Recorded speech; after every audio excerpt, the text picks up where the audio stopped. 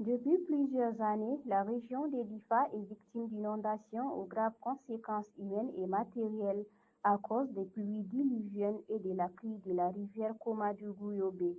Ces cours d'eau charrient les eaux pluviales en provenance du Nigeria vers le lac Tchad et coulent aussi bien au Nigeria qu'au Niger.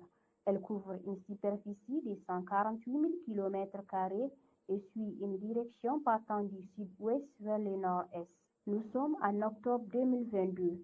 Une crue de la rivière Komadougou provoque de graves inondations dans la région de Difa. Les dégâts sont énormes. Près de 45 000 personnes sont affectées dans les communes de Guesquerou, Chetimari, Difa et Toumour. Des grandes superficies de champs de sorgho, niébé, riz, choux, oignons et bien d'autres cultures sont submergées. Toumour est la commune la plus touchée avec plus de 3 000 ménages sinistrés, informe le Bureau de la coordination des affaires humanitaires OCHA dans son rapport de situation du 31 décembre 2022. L'État et ses partenaires se mobilisent pour répondre aux besoins des sinistrés dans plusieurs domaines: abri, eau, hygiène, assainissement, santé, éducation et sécurité alimentaire. L'OCHA rapporte que 12 000 manuels scolaires, toutes catégories confondues, 400 guides 10 mètres, 600 kits élèves et 5 kits enseignants, entre autres, sont fournis au compte de l'éducation. Pour la santé et l'assainissement, 150 latrines familiales, 10 dispositifs de lavage des mains et 32 000 comprimés sont mis à la disposition des ménages sinistrés des quartiers du Festival, Charré, Difakura, Sabon Carré, Lada 1E2 et Chetimari. Mais dans son rapport, les situations sur l'aperçu des besoins, réponses et gaps dans les communes touchées en date du 31 décembre 2022, l'OCHA affirme que sur un besoin en kit abri de 6 926, seulement 1 740 kits furent distribués. Le taux de couverture de tous les BNA est de 44,64%. La situation alimentaire reste globalement précaire avec un gap d'environ 37%. Selon la Direction régionale de la gestion des catastrophes, environ 2,5 milliards de francs CFA ont été injectés dans la gestion des inondations. Une enquête de Hamadou Harouna. L'école avec 276 enfants identifiés et la santé sont les secteurs les plus touchés avec la délocalisation d'une frange de la population vers un nouvel endroit. L'école de Ngilkolo, par exemple, dans la commune de Chetimari, enregistre un effectif de 544 élèves contre 319 avant le mouvement de population.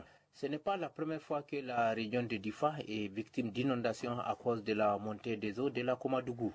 En 2019, des inondations avaient causé la perte de près de 40 000 tonnes de céréales, exposant ainsi plus de 2 000 ménages à la faim et causant 4 morts. Malgré les mises en garde des autorités sur le risque des inondations dans certains quartiers, notamment à Difa, la population s'obstine à rester sur place car n'ayant nulle part où vivre, selon Malin Ilou, un habitant ayant perdu sa maison. On nous a dit de laisser cet endroit-là et on ne sait même pas où aller, vraiment. On ne connaît que cet endroit-là. Alors si on laisse cet endroit-là, où est-ce qu'on va aller? Si ça aurait été qu'on a nos propres endroits, on ne va pas s'installer ici afin de nous créer des problèmes. Regarde nos enfants, nos femmes à l'air libre. Vraiment, on n'a pas le choix. Même si on nous déplace de cet endroit-là, vraiment, on ne sait pas où aller.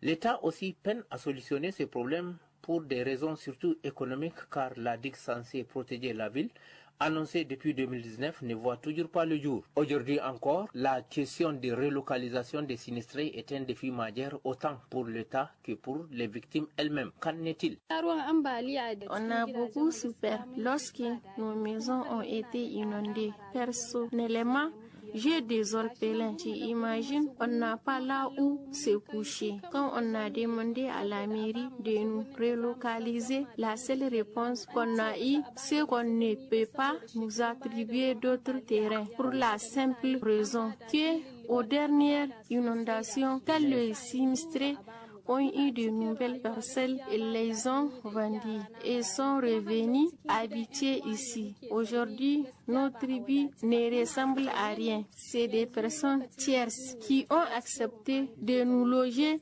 chez elles. Tu imagines, Avec cette saison de froid qui s'annonce, comment je vais faire avec ces petits enfants? Je me demande à chaque jour comment faire pour nourrir ces enfants. Cette journée, il y a les frais de scolarité, la santé, ce n'est pas facile. Plusieurs victimes se plaignent de l'organisation des ciblages en vue de recenser les personnes sinistrées, comme le confirme cette dame.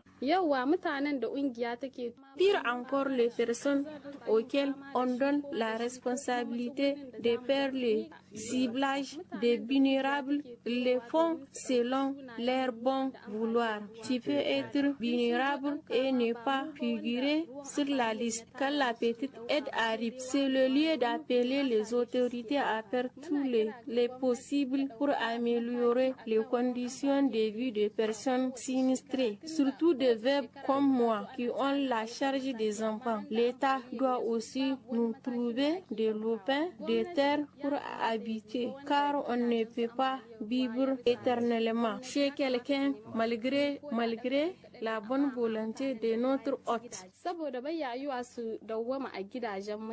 La Direction régionale de l'action humanitaire et de la gestion des catastrophes et ses partenaires ont mené des actions afin de soutenir ces populations, mais avec des moyens limités. Qu'ont-ils fait concrètement? Effectivement, la région de Difa fait face à des récurrentes inondations. Et ces inondations ont beaucoup affecté la population de la région de Difa qui a déjà été affectée par la crise de Boko Haram. La population était donc face à 3 chocs, les inondations, mais aussi la crise de Boko Haram et aussi l'insécurité alimentaire qui est là. Pour ce qui est des inondations, notre direction qui a en charge d'apporter des réponses sur la gestion des inondations, de toute catastrophe. En premier temps, on fait donc les recensements de ces sinistrés. Après le recensement de ces sinistrés, on a trouvé des gens face à l'assistance qui est donc d'abord une assistance en abri qu'on doit leur donner avec les partenaires et les moyens limités de l'État. L'État fait le premier pas et les partenaires mettent en appui à l'État avec les abris et les vivres. Donc c'était ça seulement que les sinistrés des inondations ont reçu. Malgré cette volonté des autorités de mettre à l'abri les sinistrés, plusieurs obstacles se dressent. Effectivement, le premier obstacle, c'était donc les moyens limités, parce que ces sinistrés doivent avoir vraiment une assistance continue qui doit les épauler parce qu'ils ont perdu tout. Donc les maisons, les champs dunaires et les champs lisières. Donc vraiment, ils sont dans les besoins, on doit les épauler jusqu'à un certain moment, jusqu'à ce qu'ils aient résilience pour qu'ils reprennent leur vie normale.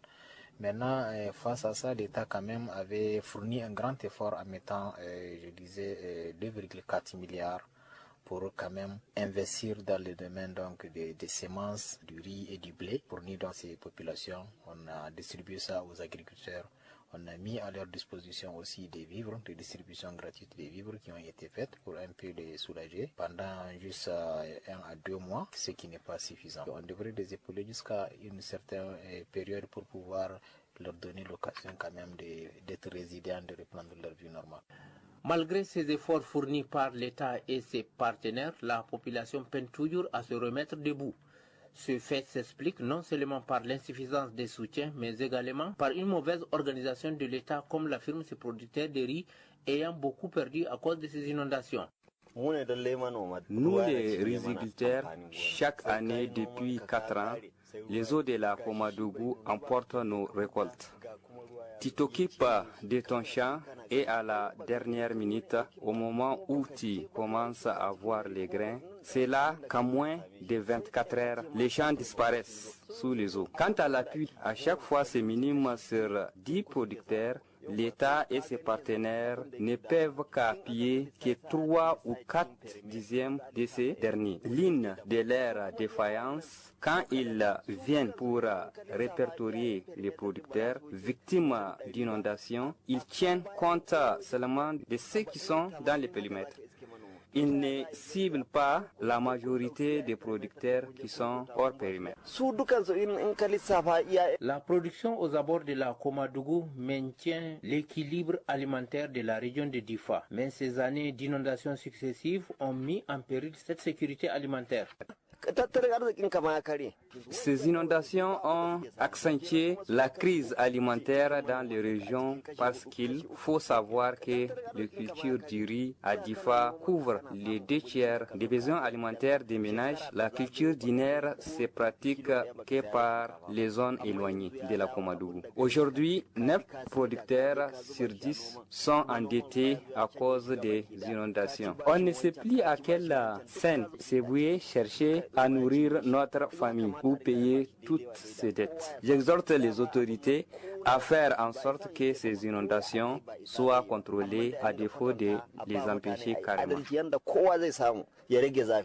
Selon la direction régionale de l'hydraulique de Difa, l'absence de communication avec les autorités nigérianes, d'où la Komadougou-Yobe prend sa source, le manque de ressources pour la réhabilitation de la digue de Lada et surtout le retard dans la construction de cette digue de Difa sur fond de la Banque mondiale sont entre autres les facteurs ayant aggravé les inondations de la Komadougou-Yobe. Mais actuellement, l'interdiction stricte de construire sur des terrains inondables et la démolition d'une partie du quartier Onaha de Difa donne espoir que la région de Difa peut être protégée contre les inondations. Cette enquête est réalisée avec l'appui de la cellule Norbert Songo pour les journalistes d'investigation en Afrique de l'Ouest et Nozo.